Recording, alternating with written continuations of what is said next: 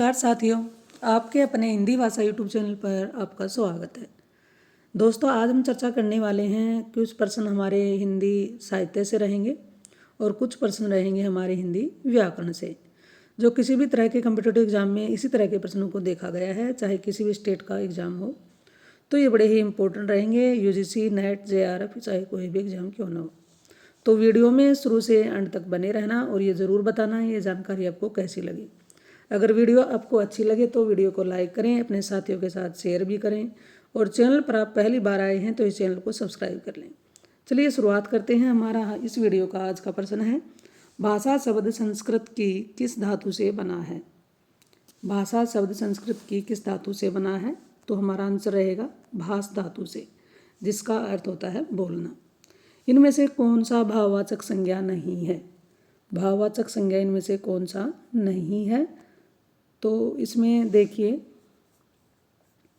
इसका प्रश्न ये रहेगा, इनमें से कौन सी भाववाचक संज्ञा है, ये बताना है। भाववाचक संज्ञा है तो इसमें हमारा उत्तर रहेगा ऑप्शन सी, बचपन भाववाचक संज्ञा है। बाकी श्याम, श्याम है व्यक्तिवाचक, नदी जातिवाचक और पानी द्रव्यवाचक संज्ञा है। बच्चा से बचपन बन गई है भाववाचक संज्ञा। अगला हमारा प्रश्न है, निजवाचक सर्वनाम का प्रयोग किस वाक्य में हुआ है? तो देखिए, यह मेरी निजी पुस्तक है। आज अपनापन कहाँ है? अपनों में अपनों से क्या छिपाना, आप भला तो जग भला।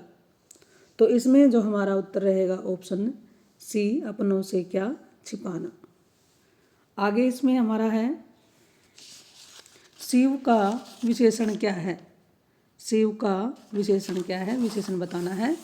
तो ऑप्शन हमारे सामने हैं, तो इसमें हमारा आंसर रहेगा शिव का क्या होता है, सेव। अगला है, वह घर पहुंच गया। इस वाक्य में पहुंच गया निम्नांकित में से क्रिया का उदाहरण है। वह घर पहुंच गया, इसमें जो पहुंच गया है ये बताना है कि इसमें कौन सी क्रिया है। तो इसमें हमारा उत्तर रहेगा ऑप्शन सी, ये संयुक्त क्रिया है, पहुंचना और गया। भूतकाल के कितने भेद होते हैं? भूतकाल के कितने भेद होते हैं? भूतकाल के 6 भेद होते हैं। कवि शब्द का स्त्रीलिंग शब्द क्या है? बहुत ही महत्वपूर्ण प्रश्न है। कवि शब्द का स्त्रीलिंग बताना है कि कौन सा है। तो ऑप्शन बी वाला बिल्कुल सही है, कवयत्री।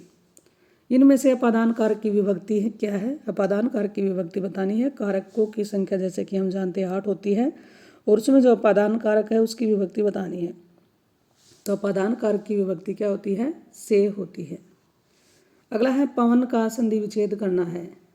पवन का संधि विच्छेद करना है। तो पवन का संधि विच्छेद होगा पो प्लस अन और ये हमारी अयादि स्वर संधि है। यथाशक्ति शब्द में कौन सा समास है? यथाशक्ति शब्द में समास रहेगा अव्ययभाव समास और विग्रह होगा शक्ति के अनुसार। ये हमारे व्याकरण से संबंधित प्रश्नों पर हमने चर्चा की है। ये जानकारी आपको अच्छी लगे तो कमेंट में डालकर जरूर बताना कि आपको ये जानकारी कैसी लगी और आप ये वीडियो कहाँ से देख रहे हैं। अगला हमारा इसमें प्रश्न है, इनमें से कौन छायावादी कवि हैं? इनमें से कौन छायावादी कवि हैं? तो जी जयशंकर प्रसाद क्या हैं? छायावादी कवि हैं। अगला है, कविता में मुक्त छंद का प्रयोग किसने प्रारंभ किया था? बहुत ही महत्वपूर्ण प्रश्न है। कविता में मुक्त छंद का प्रयोग किसने आरंभ किया था? तो इसका हमारा आंसर रहेगा सूर्यकांत त्रिपाठी निराला। जयशंकर प्रसाद की काव्य भाषा कौन सी है? जयशंकर प्रसाद की काव्य भाषा कौन सी है? खड़ी बोली है। मधुर मधुर मेरे दीपक जल में कौन सा भाव व्यक्त हुआ है? तो इसमें बताना है कि इसमें कौन सा भाव निहित हो रहा है। तो इसमें क्या है? विरह और रस, रहस्य दोनों है। हिमाद्री तुंग श्रृंग से क्या है? हिमाद्री तुंग श्रृंग से क्या है? तो ये क्या है? एक प्रियाण गीत है। उषा कविता में किसका शब्द चित्र है? उषा जो कविता है उसमें किसका शब्द चित्र है? तो उसमें हमारा रहेगा प्रकृति का। जी हाँ हुजूर मैं गीत बेचता हूँ, ये पंक्ति किसकी है ये बताना है। तो ये पंक्ति हमारी है गीत फरोश। गीत फरोश जो कविता है उसकी। जनतंत्र का जन्म किस कवि की रचना है? जनतंत्र का जन्म किस कवि की रचना है? ये रामधारी सिंह दिनकर की रचना है। इनमें से कौन आंचलिक कथाकार हैं? आंचलिक कथाकार कौन है? फणीश्वरनाथ रेणु। अगला है अलगू चौधरी और जुम्मन शेख किस कहानी के पात्र हैं? अलगू चौधरी और जुम्मन शेख किस कहानी के पात्र हैं? तो ये पंच परमेश्वर कहानी जो मुंशी प्रेमचंद जी की है उनके ये पात्र रहे हैं। अगला है सरकार मौज बहार की एक घड़ी एक लंबे दुखपूर्ण जीवन से अच्छी है, किस कहानी के पात्र का ये कथन है? सरकार मौज बहार की एक घड़ी एक लंबे दुखपूर्ण जीवन से अच्छी है, तो ये किस कहानी के पात्र का ये एक कथन है? तो ये रहेगा हमारा मधुआ जो कहानी है उसका एक कथन है। इनमें से कौन सी कहानी चरित्र प्रधान है? इनमें से कौन सी कहानी चरित्र प्रधान है? सुभान खां। दिल्ली में एक मौत की किस कहानीकार की रचना है? दिल्ली में एक मौत किस कहानीकार की ये रचना है? तो ये है कमलेश्वर जी की रचना।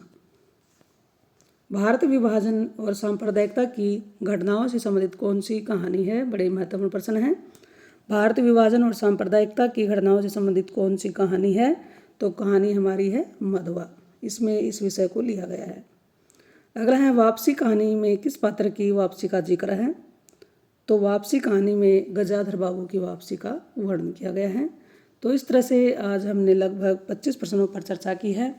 तो वीडियो में कमेंट में डालकर ज़रूर बताना कि ये जानकारी आपको कैसी लगी और इस वीडियो को आप कहाँ से देख पा रहे हैं। अगर ये वीडियो आपको अच्छी लगे तो अपने साथियों के साथ इसे शेयर ज़रूर करें, वीडियो को लाइक कर दें।